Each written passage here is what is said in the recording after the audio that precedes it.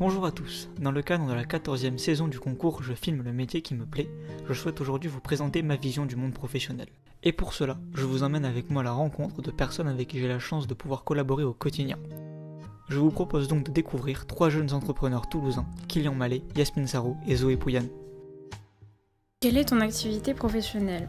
En ce moment, je suis en train de créer mon entreprise de fabrication de bijoux grâce aux techniques de bijouterie traditionnelle parce que j'avais à cœur tout simplement de proposer des objets fabriqués à la main et qualitatifs qui durent dans le temps. J'ai 3 projets sur lesquels je travaille aujourd'hui, c'est en fait ce qui fait mon quotidien.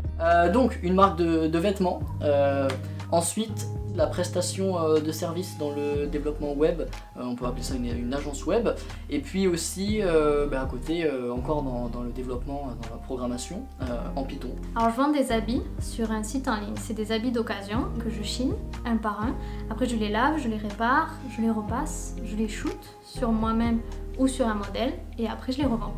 Comment et pourquoi t'es-tu orientée dans ce domaine ? Alors étonnamment, les études ça n'a pas été mon fort. Aujourd'hui, je suis en licence en informatique en première année. La faculté laisse beaucoup de temps. Maintenant, c'est quand même un bagage de sécurité à avoir, sachant qu'être en auto-entreprise c'est assez précaire. Depuis toute petite, je m'intéresse à l'écologie et plus j'ai grandi, plus je me suis intéressée à la mode. Et j'ai travaillé dans une entreprise de mode à Toulouse et j'étais pas trop d'accord avec leur façon de faire. Et je me suis dit pourquoi pas acheter des vêtements déjà portés, les réparer et les revendre. Parce que j'aimais beaucoup en fait travailler avec mes mains et j'adorais les domaines de la création en général. Il y a un côté artisanal et manuel qui me plaisait beaucoup, qui amène toujours à quelque chose de délicat et de beau. Voudrais-tu changer quelque chose à ton parcours ? Non, tout simplement parce qu'on apprend de ses erreurs. Et j'ai pas tellement de regrets. Pas du tout, parce qu'en fait, tout ce que j'ai fait, ça m'a appris quelque chose. Donc après, en fait, mes années d'études, j'ai travaillé pendant 2 ans en tant que vendeuse de bijouterie haute fantasy. Ça m'a forgé, mine de rien, même si j'étais assez frustrée sur le plan, on va dire, créatif. Ça m'a appris beaucoup de choses que j'aurais pas pu développer seule si j'avais monté mon activité de suite. Donc je changerais rien du tout. Je pense pas. Bien que ça a été assez chaotique, malgré tout ce que ça a pu impliquer et tous les sacrifices que j'ai dû faire, je trouve pas que ce soit une mauvaise chose. Au contraire, j'ai appris beaucoup. Et aujourd'hui, en me levant le matin, je suis fier d'avoir appris. Quelle est la place du travail dans ta vie ?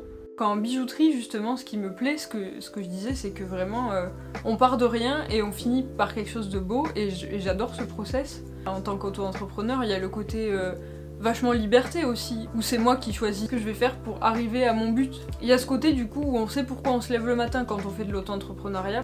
Parce que j'aime ce que je fais. Je suis très passionné par ce que j'entreprends. Et donc en termes de motivation, ça va être surtout donner le meilleur de moi-même. Mais quand tu es récompensé en fait de toutes tes heures de travail, toute ta sueur en fait que tu as passé à bosser, c'est très motivant et ça te fait avancer. Maintenant oui, c'est une fierté, je suis content de ce que je fais. Pour moi, le travail c'est un moyen de m'évader. Je me rappelle toujours m'être soigné par le travail. Et j'associe pas ça à quelque chose de négatif, au contraire, tu as besoin d'être à l'aise pour être créatif. Si on te force à créer, t'as plus rien. Ma motivation principale, c'est d'aider ma clientèle à s'habiller tendance tout en s'habillant en seconde main. Et donc à diminuer les conséquences de la mode sur la planète. Le métier de fripière est un métier très prenant. Mon travail prend beaucoup de place dans ma vie parce que je travaille presque tous les jours, donc 6 jours sur 7 à peu près. Es-tu heureux et épanoui ? Mon activité me plaît, c'est-à-dire que le matin je me lève et je n'éprouve pas de « oh non, je vais devoir faire ça ». Mais après la question c'est est-ce que ton activité te rend heureux et est-ce que au quotidien toutes les briques de ta vie, mis bout à bout, te rendent heureux. Moi j'aurais envie de dire oui, parce qu'aujourd'hui tout se passe relativement bien. J'ai l'impression qu'il me manque en fait un élément et je pense qu'on court tous, tout le monde, après cet élément qui on pense nous rendra heureux. On est à un âge où on est des jeunes encore, je dis ça parce que moi j'ai 19 ans, et on est à un âge où on peut se tromper. Donc les autres peuvent penser que tu es heureux, mais après est-ce que toi tu te considères heureux, c'est ça la question. Je suis plutôt heureuse de faire de ma passion mon métier. Il y a des hauts et des bas, donc il y a des moments où je suis très euphorique parce que j'adore ce que je fais. Après il y a d'autres moments très compliqués parce qu'il y a l'aspect financier qui s'ajoute à la passion. Mais j'essaie d'avoir toujours un objectif.